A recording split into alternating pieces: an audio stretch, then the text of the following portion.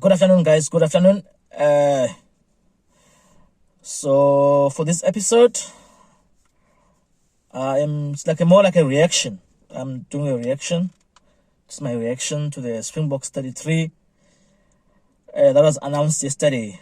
That's going to represent South Africa in the World Cup in France. That's going to be held later on in September.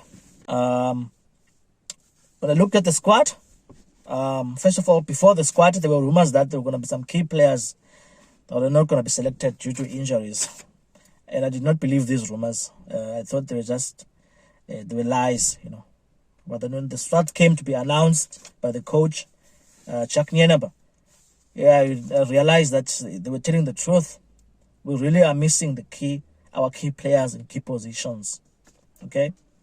Before we go into that, in the squad, it's a good squad. There's talent, good players, but as I've said, some better players in some key positions have been left out because of the injuries.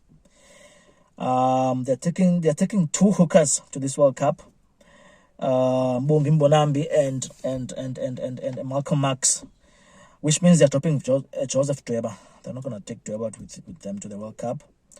In mind, their thinking processes, I think, is that the Dion Fourie can cover hooker. So that's what they are thinking, that they're gonna, if anything happens between these two hookers, one gets injured, they can bring in Dion Fourie to cover the hooker. I have never seen Dion Fourie playing hooker, by the way.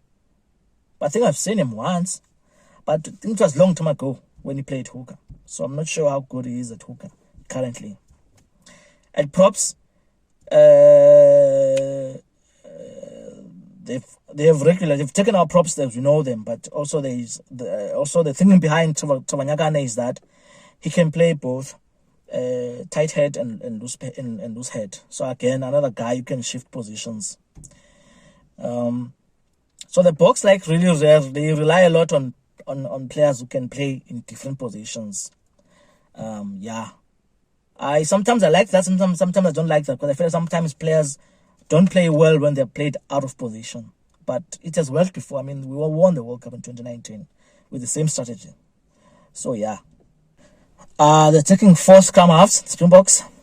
That's something else also. Taking 4 scrum halves, it's unheard of. I've never seen a team that takes 4 scrum halves to the World Cup. But now when it was explained, the coach said that amongst those 4 scrum halves, one of the guys, Faf de Klerk, can also play at 10. So he can cover at fly half. I've never seen him play at 10.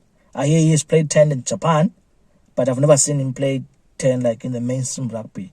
Sorry to Japan, I'm not looking down on the league, but I don't think the intensity of Japanese league is the same intensity as like URC or Europe or Super Rugby. Yeah, so I'm not quite sure about him playing 10. Yeah, and they also mentioned that Cheslin Kolbe has played 10 in Europe. Yeah, but again, we're gonna playing players out of position. Okay, they know what they're doing. I trust the coaches. Yeah. We only have one outside center, number 13, which is Jesse Kriel. Lucanio Arm can't make it because he's injured. He got injured in the Argentina game last weekend.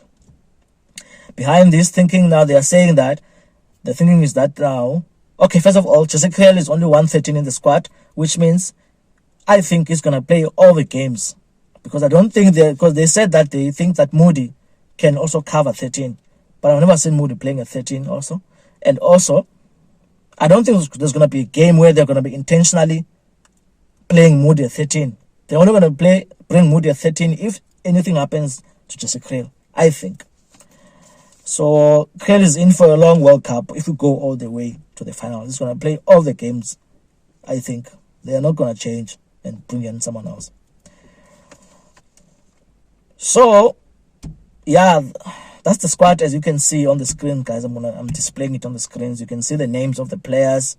You can see the forwards of the players they're taking, and then the backline players also they are taking to the squad.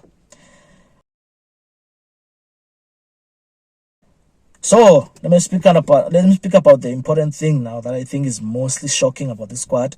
It's the fact that we're leaving out Lloyd Diaga injury, Andre Pollard injury, and Lucanio Arm injury. Those are very important players, and those are key positions, 5, 10, and 13. At those positions, you want to have your best players in those positions. So yeah, I'm very much worried about these positions 5, 10, and 13. Very much worried there because yes, it's worrisome, especially at 10 and 13, because there's no one. I don't think there's anyone in the squad who comes close to Henry Pollard when it comes to the fluff department. Yeah. And I think that we could have prevented this at 10, especially number 10. Again, I don't blame the coaches. I'm not trying to attack the coaches or anything. But I think, because even when we went to the World Cup in 2019, we had Pollard, then we had Elton. We know that Elton is not the same level as Pollard, right? Then, okay, we said, okay, we're going to prepare Damian Willemse. But then even when we're preparing him, we know that Willemse is not Pollard. He's not a good 10, Willemse. He does other things, but he's not good at doing what what a 10 is supposed to do, which is kicking. Mainly off the tee, sorry. So I think, yeah, we could have done better with 10, at 10, the coaches. Maybe we could have tried Manili Bog earlier than trying him only now. We could have given him more time, because I think we knew from the past, from earlier on, way back then, that we are going to have a problem at 10. Damian Willemse is not the answer at 10. He's a good 15 and maybe a 12, but he's not a good number 10. My other issue was that when Elton, and when they were not playing Elton or Damian at 10, they would put Franz Steyn at 10 instead. So another problem. You see, I think during those times, they could have had time to groom in someone else, because we knew Franz Steyn was not going to go to the World Cup. You see, so we could have groomed someone else there to prepare to take over at number 10, or we could, let me just say, we could have brought in Manilipok earlier than we bringing him at this time. It's too late now, and he hasn't managed to be able to do anything. He will need to be able to first. He will need time. He needs time. He need to get experience in test level, to consolidate your positions. What the fuck? Sorry. You need time to get positions, to consolidate, to have time, and to get experience, to get used to the position, to get used to the level, at test level. So yeah, my other problem. So even back then, we knew that we had problems at 10. But I think it's how the coaches view things, maybe. Maybe they kind of took their time when it came to developing new players at 10. Because I think we knew from back then that we had some crises at 10. We knew that Damian Willemse is not the guy at 10. And and even Elton was not the right guy, because even Elton, we only bought him when there was a problem with this guy, Hunter Pollard. So that's my worry.